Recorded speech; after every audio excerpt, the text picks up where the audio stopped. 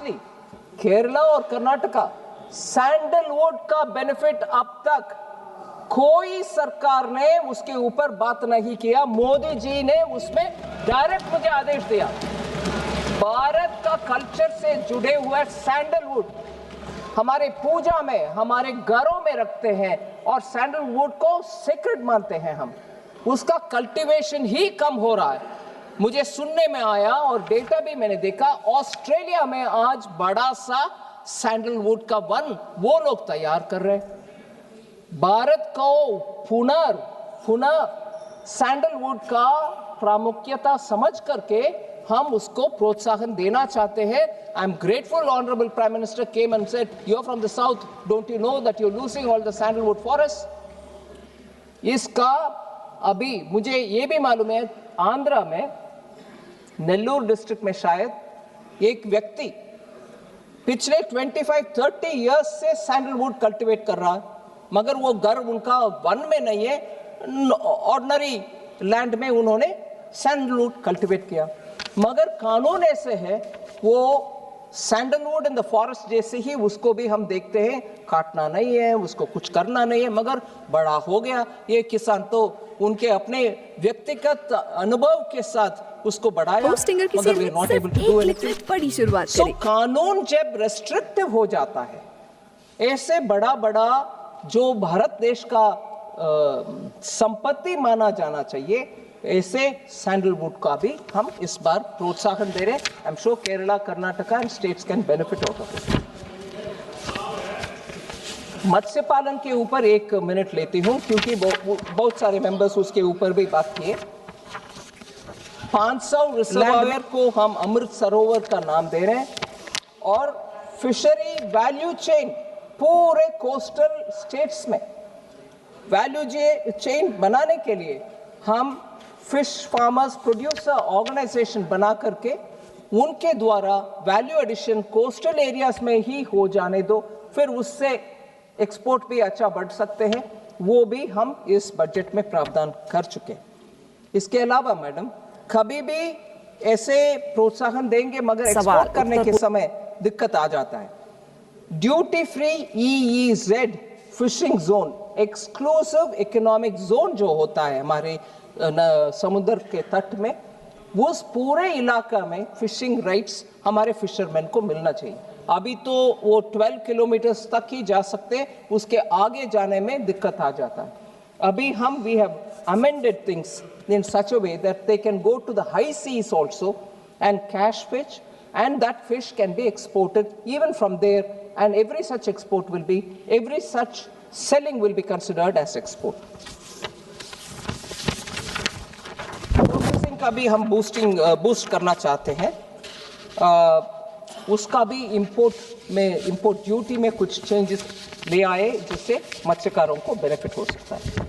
Animal husbandry मैंने already refer कर चुकी हूँ, ज़्यादा उसमें और एक्सपैंड करना नहीं है, मगर लाइफ स्टॉक सेक्टर के लिए कैलकुलेशन जब हम करते हैं सेंट्रल एक्साइज ड्यूटी का, बायोगैस ब्लेंडेड CNG के ऊपर एक्साइज ड्यूटी जो लगाते हैं, the entire value chain, biogas value chain को हम एक्सक्लूड कर रहे हैं, उसके ऊपर कोई एक्साइज ड्यूटी नहीं होगा, जिससे सीधा किसान का बेनिफिट मिलेगा।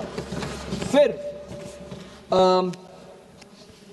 कोऑपरेटिव सेक्टर में बहुत सारे फार्मर्स काम करते हैं, उसको भी इस बजट में टैक्स में राहत दिलाए हैं, क्योंकि वो कैटल फीड उत्पादन करके उनके अपने कोऑपरेटिव सोसाइटी में देते हैं, उसके ऊपर कोई टैक्स नहीं लगेगा। ऐसे ही नेशनल फाइबर स्कीम, जिसमें सिल्क, वूल और जूट का भी हम प्रावधान दे रहे हैं, छोटे छोटे लघु उद्योग काम करते हैं उसमें। ऐसे ही आयुर्वेदा एक्सपोर्ट्स का भी फार्मर्स जो ऐसे हर्ब्स को, जड़ी बूटियों को उत्पादन करते हैं, उनके फील्ड में उगाते हैं, उनको भी लैब सेटअप करके क्वालिटी मेडिसिन तैयार करने के लिए कर रहे हैं। मैडम, एक विषय फार्मर के जब बात करते हैं, फार्मर के ऊपर विषय बात करते हैं, बजट एलोकेशन फॉर फर्टिलाइजर ज़्यादातर हम भूल जाते हैं।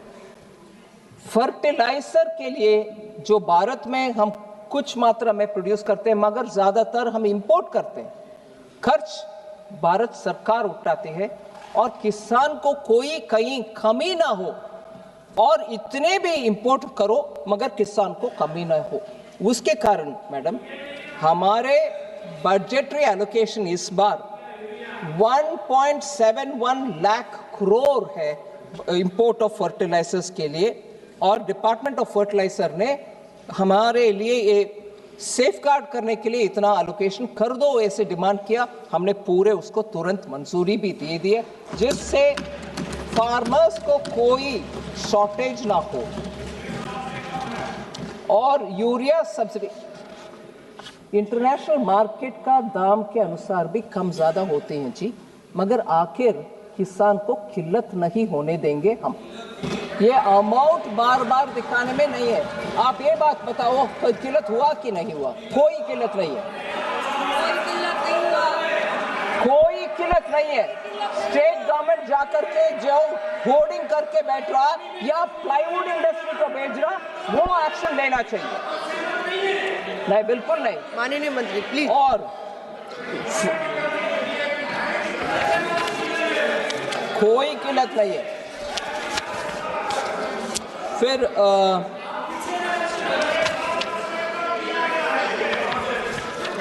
मैडम बार बार बहुत सारे लोग मखाना बोर्ड पिछले बार आपने अनाउंस किया, क्या हो गया?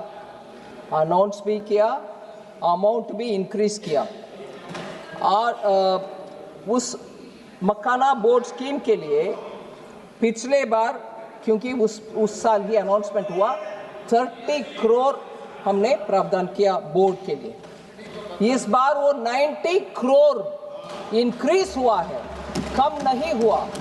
और बिहार सरकार ने जमीन भी उसके लिए एलोकेट कर चुके हैं, सो उसके ऊपर जरूर आगे बढ़ेगी काम। फिर कोई ऑनरेबल मेंबर ने हमसे पूछा कॉटन टेक्नोलॉजी मिशन और मिशन फॉर पल्सेस और mission for vegetables and fruits, क्या हो गया उसका? बहुत अनाउंसमेंट करते हो स्कीम, आखिर क्या हो रहा? ये तीनों को हमने मर्ज कर चुके हैं, और सेंट्रली स्पॉन्सर्ड स्कीम का नाम अभी कृषि उन्नति योजना। इसके तहत ये तीनों के लिए जो पैसा उनको मिलना है वो मिलेगा।